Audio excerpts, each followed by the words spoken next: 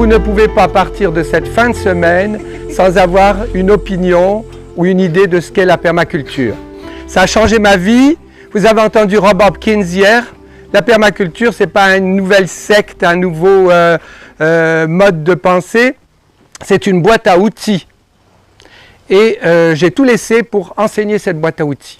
1993, je me retrouve par hasard propriétaire d'une ferme de 45 acres sur le pied, au pied de la montagne de Rougemont. Je vais vous en parler pendant cette présentation que je fais tout à l'heure. Et j'ai fait la connaissance, donc je n'étais pas agriculteur, j'avais eu une petite ferme de plaisance quelques années avant à Saint-Lazare. J'aimais beaucoup, j'avais découvert une passion dans ma vie. Et puis me voilà propriétaire d'une ferme de 45 acres et de faire connaissance avec l'agriculture telle qu'elle nous est présentée. Si je n'avais pas eu la permaculture, je ne serais pas passé à travers. J'ai eu la chance que mon premier étudiant qui est venu passer l'été connaissait la permaculture. Il m'a mis en contact avec Stewart Hill, qui était à McGill College à l'époque. On a créé une fondation qui s'appelle la RHA, Reconstruction harmonieuse de l'agriculture, pour faire venir le professeur de Colombie-Britannique. Et le premier cours de permaculture en 93 qui s'est donné au Québec, c'était sur ma ferme. Et bien sûr, on a répété, ce qui a été excellent pour moi parce que je suis assez lent. Et en reprenant les formations année après année avec Grégoire, j'ai saisi la permaculture. Non seulement je l'ai saisi, mais ça a sauvé ma vie, ça a sauvé la vie de la ferme. Je vais vous présenter une permacoop, donc un modèle de ferme viable que j'essaie en ce moment de reconstituer pour pouvoir en faire un modèle. Une permacoop, c'est une association, c'est une ferme agricole durable qui, non pas durable comme les paradigmes du MAPAC et de l'agriculture soi-disant nouvelle, mais durable dans son sens profond. La permaculture, c'est un concept qui essaye de copier la nature dans un design pour recréer un écosystème viable, où ma personne que je suis et les personnes que vous êtes, vous incluez dans ce design. Hein? Tous les systèmes dans la nature apportent plus qu'ils ne prennent. Mon système de permacoop apporte à son environnement. L'environnement, ce n'est pas seulement l'environnement des arbres et des plantes, c'est aussi l'environnement social, économique, culturel.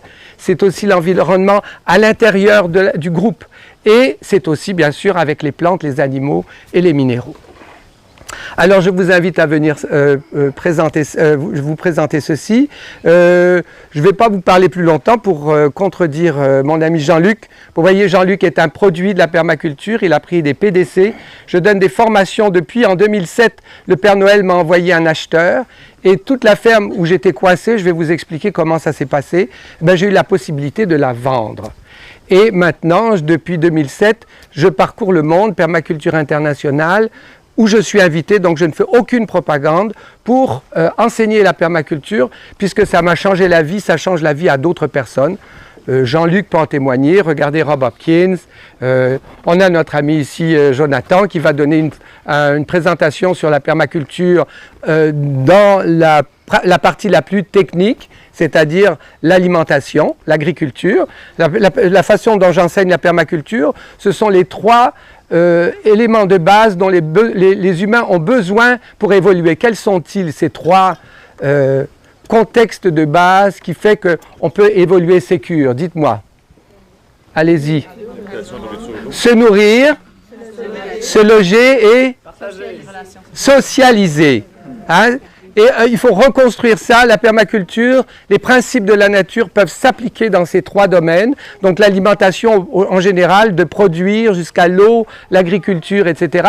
Permaculture, il y en a beaucoup qui pensent que c'est que de l'agriculture. C'est aussi de l'éco-construction. Je viens de donner un PDC à Chersey complet, où vous allez voir quelques élèves qui sont ici, avec 5 jours d'éco-construction, avec des professionnels en éco-construction. Et la partie sociale, pendant 2 semaines, vous êtes en immersion dans un PDC, Permaculture Design Course, intensif, où vous changez le programme qu'on vous a mis à l'école des perroquets, dont nous parlait quelqu'un hier, j'ai oublié son nom, Thierry je pense, ou Jonathan, je ne sais plus. Bon, alors je vais donner ceci et après, il vous faut vous transformer pour devenir permaculteur. Je redonnerai une formation, donc je donne une présentation à 11h15 ce matin. et puis une autre demain à 11h15, où là je vous parlerai de l'hémisphère droit.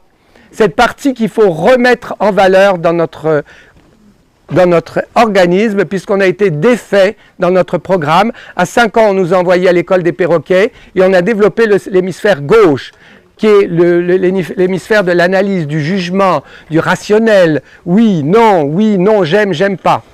Et on a une partie de nous dans ce cerveau qui est très fonctionnel, que tout le monde a, et on va aller le toucher. J'ai des exercices pour toucher cet hémisphère droit et un PDC avec moi, vous pourrez discuter avec ceux qui l'ont pris. C'est un moyen de développer cet hémisphère droit et de le remettre en fonction, puisque on en a besoin pour appréhender ce monde, pour le sentir, et non pas aller dans Google ou dans un livre pour savoir comment appliquer ce design autour de moi. On a besoin de le créer au fur et à mesure.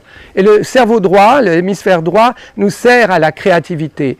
Donc on part à chaque fois avec des yeux neufs. On utilise ce cerveau droit, on y va volontairement, et on comprend l'écosystème autour de moi. Le design que je pourrais faire ici serait complètement différent 500 mètres plus loin.